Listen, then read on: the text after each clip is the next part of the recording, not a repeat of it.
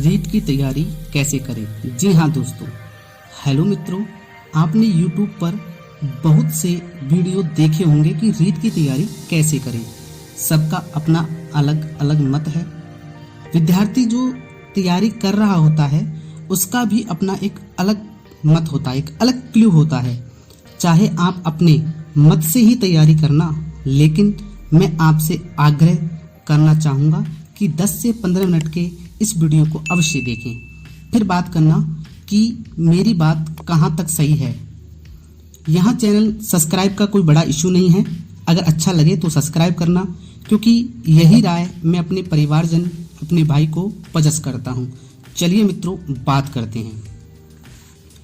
सबसे पहले, इस कोरोना के बाद राज्य, देश की हालात आर्थिक रूप से पिछड़ गई है। 3 बातें आपको देखने को मिलेगी। सबसे पहले महंगाई, दूसरी बेरोजगारी और तीसरी सबसे बड़ी बात है भ्रष्टाचार। महंगाई बढ़ेगी, बेरोजगारी का बढ़ना स्वाभाविक है, और जहां बेरोजगारी पाई जाएगी वहां भ्रष्टाचार होना एक आम बात है। जैसे कि प्रतियोगिता में लिप्त भ्रष्टाचार इस हालात के बाद सबसे बड़ा कारक होगा बेरोजगारी का। अर्थात दोस्तों, आप तैयारी करते हैं, सीटें बिक जाती हैं, भ्रष्टाचार फैलता है, पेपर आउट हो जाते हैं। ऐसी सिचुएशन में आपको इस कोरोना के बाद में सिलेक्शन लेना एक बहुत ही संघर्ष का विषय है। लेकिन मैं आपको जो राय दे रहा हूँ वो अपनी एक घर की राय है। स्टूडेंट्स को चाहिए एक अच्छा मैटर कि वो क्या पढ़ें। सबसे पहले इस बात पर डिपेंड करता है कि वो पढ़े क्या। एक ऐसा मैटर हो कि बस उसको रट दें, बस कोई बता दे कि ये 4 किताबें हैं। तो वही मैं आपको बताना चाहूँगा। मेरा एक मंत्र है कि सफलता का कोई भी शॉर्टकट नहीं होता। दोस्तों, सफलता का कोई भी शॉर्टकट नहीं होता। सभी सेलेक्टेड स्टूडेंट्स को अपने धैर्य और मेहनत की परीक्षा देनी होती है। अर्थात जो भी सेलेक्टेड होता है उसने अपने धैर्य, अपने मेहनत की परीक्षा दी है, अर्थात उसने कठिन परिश्रम किया है। कोई भी सफलता का शॉर्टकट नहीं होता। कैसे करें तैयारी? तैयारी कैसे करें और क्या पढ़ें, मैं इसके लिए बताऊंगा कि तैयारी कैसे करें। सबसे पहले एक अच्छी सी शांति प्रिय जगह का चुनाव करें, जहां आपको मनमोहक लगे, बहुत शांति चीफ हो, जो पढ़ें वो याद रहे। नंबर 2, अपना एक आध्यात्मिक गुरु जरूर बनाएं, क्योंकि दोस्तों जीवन में बिना गुरु के कुछ नहीं। क्योंकि नए स्टूडेंट्स इस बात को एक व्यर्थ बात समझते हैं, क्योंकि मैं तब भी मैं अपने आप की चलाता था, लेकिन जब गुरु के शरणों में आया तब जाके मैंने जाना कि अपने जीवन में एक आध्यात्मिक गुरु का होना जरूरी है। चाहे वो विवेकानंद हो, चाहे वो और कोई आध्यात्मिक गुरु हो, चाहे वो गौतम बुद्ध हो, भगवान हो, राम हो, लक्ष्मण हो, जो भी आपका एक आध्यात्मिक गुरु होना जरूरी है। नंबर 3 बात सबसे इम्पोर्टेंट है सिलेबस मैटर। अर्थात जो सिलेबस का मैटर है, जो आपके रीट में मैटर है, उस मैटर को चुनिंदा रखें। अर्थात दोस्तों, बढ़ाएं नहीं, खिचड़ी नहीं करें। आप इस वीडियो को जो पुराने स्टूडेंट देख रहे हैं उन्होंने एक बात को नोटिस किया हुआ कि हम भगते जा रहे हैं, जो कोई बता रहा है उस किताब को लेके आ रहे हैं, लेकिन सिलेक्शन नहीं हो रहा। और बहुत से स्टूडेंट्स ऐसे होते हैं जो बहुत जल्दी सिलेक्शन ले जाते हैं। बस मैं आपको कहना चाहूँगा कि अच्छे जो धराशायी, अच्छे जो तैयारी करने वाले स्टूडेंट होते हैं, वो 2 चीज़ मैनेज नहीं कर पाते। एक तो उनका पढ़ना कि क्या पढ़ें। इंटेलिजेंट बहुत हैं, लेकिन एग्जाम्स में पिछड़ जाते हैं कि वो पढ़ें क्या। और एक ऐसे होते हैं जो एग्जाम के टाइम पे जो उस हॉल का जो दबाव होता है, जब क्वेश्चन कर रहे होते हैं, उसको मैनेज नहीं कर पाते और ढुलक जाते हैं। इसके बाद में मैं आपको आगे बताना चाहूँगा कि रीट की तैयारी जो होती है वो 2 तरीके से होती है, L1 और L2। सभी समझ रहे होंगे। L1 जो STC विद्यार्थी हैं, BSTC विद्यार्थी हैं, और L2 जो SST के या फिर साइंस के स्पेशली जो सब्जेक्ट के होते हैं, BEd वाले बंदे होते हैं। तो सबसे पहले मैं रीट लेवल 2 की बात कर लेता हूँ। रीट लेवल 2 में दोस्तों यहाँ पे मैं जो मैटर बता रहा हूँ ना, पुराने स्टूडेंट्स इसको समझ रहे होंगे और नए स्टूडेंट्स अगर फॉलो करेंगे तो बहुत ही जल्दी सिलेक्शन के दौर में होंगे। अगर आपको अच्छा नहीं लगे तो आप अपनी मन की कर लेना, लेकिन जिस दिन सिलेक्शन हो उस दिन जरूर याद कर लेना। सबसे पहले SST science math, SST science math अर्थात इसके 50 क्वेश्चन आते हैं। 10 क्वेश्चन इसमें शिक्षण विधि के आ जाते हैं सब्जेक्टली। तो इसके लिए आपको लक्ष्य रखनी है दोस्तों। पैनोरमा भी चलती है, दक्ष भी चलती है, फर्स्ट रैंक भी चलती है, राय भी चलती है, लेकिन लक्ष्य के लिए दोस्तों वरदान मिला हुआ है, ईश्वरीय वरदान है। क्योंकि जब मेरा सिलेक्शन हुआ तो मैंने जाना कि मैंने सारी चीज़ पढ़ दी, लेकिन लक्ष्य को वास्तव में ही वरदान मिला है।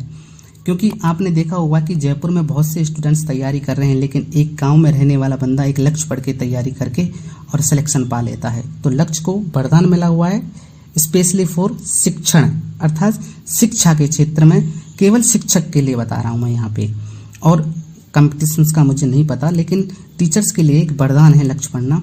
साथ में आपको 6 से और 10वीं तक की आरबीएससी और एनसीईआरटी की बुक जरूर पढ़नी है।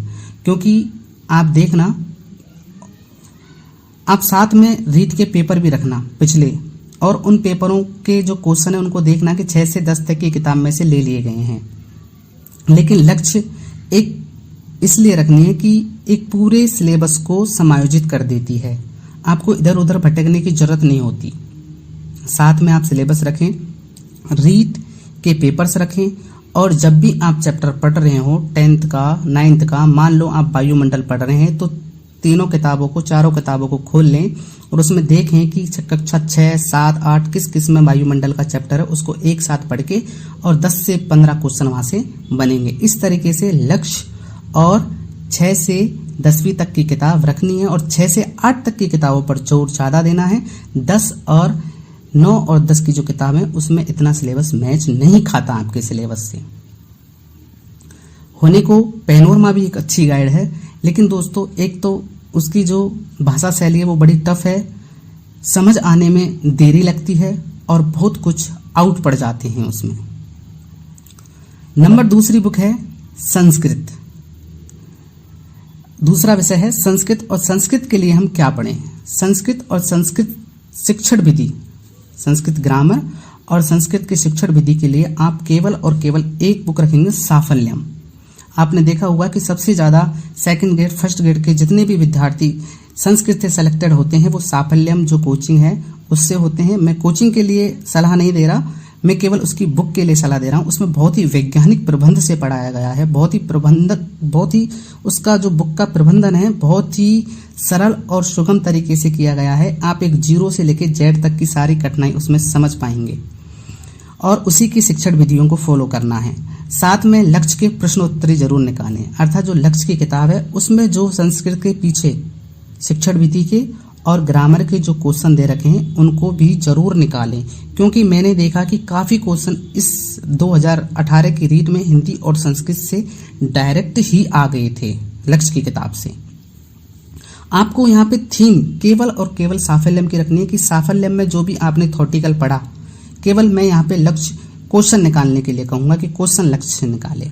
इसके बाद में है हिंदी।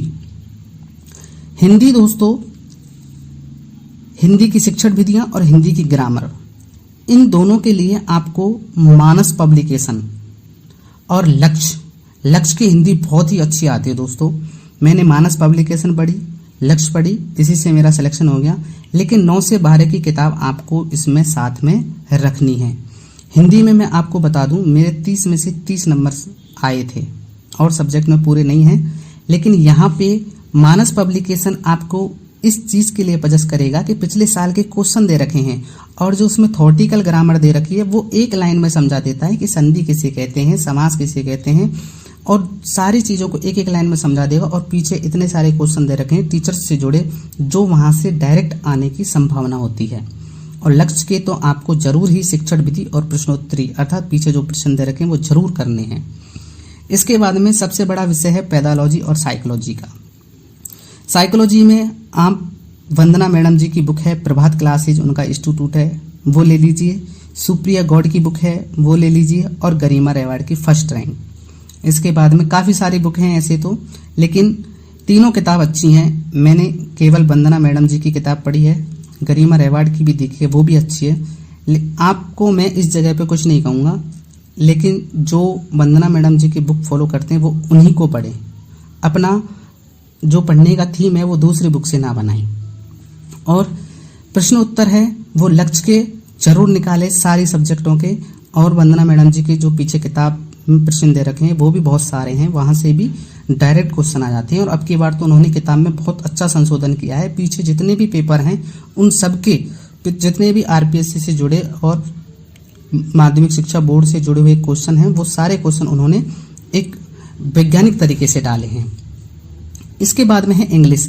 इंग्लिश दोस्तों बड़ा पेचीदा विषय है। आप इंग्लिश रखोगे तो केवल और केवल लक्ष्य पढ़ लीजिए बस, क्योंकि लक्ष्य और यहीं से ही टीचिंग मेथड। एक बात आपको मैं बता दूं दोस्तों कि मार्केट के अंदर ऐसी कोई किताब नहीं बनी जिसमें से 100% आ जाए, ध्यान करना आप। और ऐसी कोई किताब नहीं जिसमें से 70% ना आए। ठीक ठाक प्रकाशन की बात कर रहा हूं, तो इसलिए आप इंग्लिश ले लो, केवल लक्ष्य पढ़ो यहाँ पे। और लक्ष्य में आपका अगर 22, 23, 25 तक के भी क्वेश्चन आ जाएंगे ना, और आपने अच्छे से एक जगह से पढ़ा है और वहां से 24 से 25 क्वेश्चन आप कर लेंगे तो वहीं पे आप टॉप रैंक में होंगे। इसके बाद में यहां पर बुक हो जाती हैं, यहाँ पे बुक हो जाती हैं L2 में लक्ष्य पहला भाग और द्वितीय भाग, साफल्यम, वंदना मैडम साइकोलॉजी और मानस हिंदी ग्रामर, अर्थात 1, 2, 3, 4, केवल 4 बुक आपको पढ़नी है। इसके बाद में SST हो चाहे साइंस हो, दोनों को एक ही है लक्ष्य है। क्योंकि मेरा एक दोस्त भी है और आप YouTube चैनल देखते होंगे, चौहान जी का चैनल देखते होंगे, वो साथ ही हमारे बैच के हैं, उनका भी सिलेक्शन हुआ है, भरतपुर उनकी ड्यूटी है, तो वो साइंस ही हैं। और उनके वीडियोज में भी लक्ष्य के लिए उन्होंने काफ़ी कहा है। और जो ये मैंने मैटर बताया है इसको कम से कम 10 बार पढ़ दीजिएगा आप। 10 बार पढ़ने से आपको इसकी भाषा शैली आपके मुख पर रहेगी। क्योंकि मैंने एक बात जानी कि मैंने बहुत सारा मैटर पढ़ा, मैं खुद 3-4 साल तैयारी के बाद में लगा, लेकिन मैंने जाना कि एक लक्ष्य पर्याप्त थी बस एग्जाम पास करने के लिए। मैं तो कोचिंग और इनमें वैसे ही दौड़ लगा रहा था। ओल्ड ट्रेडिशन समझता था मैं, एक इसको ओल्ड ट्रेडिशन मतलब पुराना पिछड़ा हुआ एक प्रकाशन समझता था। इसका ट्रेड पिछड़ा हुआ है, लेकिन ये तो वास्तव में ही वरदान लगा हुआ है। अब बात कर लेते हैं L1 की। L1 में दोस्तों पर्यावरण और मैथ, केवल पर्यावरण और मैथ, इसके लिए 1 से 5 तक की किताबें अवश्य पढ़ें। आपको देखने में लगेगा कि 1 से 5 तक की किताब में कुछ नहीं है, पर्यावरण में कुछ नहीं है, लेकिन वहीं स्वच्छता है, पर्यावरण है, वहां से काफ़ी बार मैं खुद पर्यावरण पढ़ाता हूं, उसमें मैंने देखा है काफ़ी क्वेश्चन मुझसे नहीं होते, लेकिन आप उसको गौर से पढ़िएगा, वहां से काफ़ी सारे क्वेश्चन डायरेक्ट ही इनपुट आपको एग्जाम में देखने को मिलेंगे। इसके बाद में है लक्ष्य जरूर रखिए साथ में, क्योंकि लक्ष्य एक ऐसा गुरु मंत्र है ताकि इससे पूरा सिलेबस आपके मुट्ठी में रहता है। शिक्षण विधि भी लक्ष्य की पढ़े पर्यावरण में। मंगल सर हैं, SK मंगल हैं, मैंने इन सबको देख लिया दोस्तों, केवल और केवल इनका विज्ञापन है, कुछ नहीं है, कुछ मेहनत नहीं है। लक्ष्य ने बहुत सारा मैटर दे रखा हुआ है, आप अगर उसको अच्छे से पढ़ देंगे तो वहां से आपका काम हो जाएगा।